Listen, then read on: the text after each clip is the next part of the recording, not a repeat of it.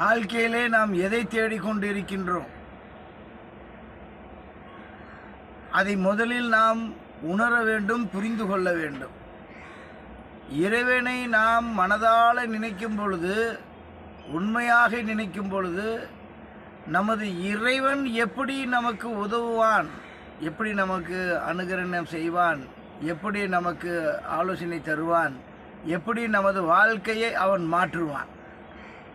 ஏனென்றால் இறைவன் என்பவன் இந்த உலகத்தினுடைய அதிபதி. அவன் நினைத்தால் நீ உறங்கும் போது விடிய காலை பார்க்கும் பொழுது உன்னுடைய வாழ்க்கை மாறியிருக்கும்.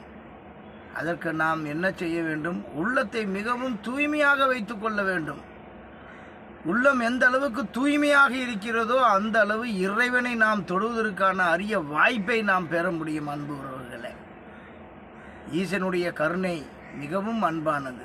அந்த அன்பை தொடுவதற்கு எந்த அளவு நாம் ஈசனை அவனுடைய மந்திர ஸ்லோகங்களை சொல்லி நாம் உச்சரித்து நாம் வழிபடுகிறோமோ அப்பொழுதெல்லாம் நமக்கு ஈசன் துணையாக இருந்து நமது வாழ்க்கையை மாற்றுவான் என்பது நம்பிக்கை. ஓம் நம சிவாய, ஓம் நம சிவாய, ஓம் நம சிவாய.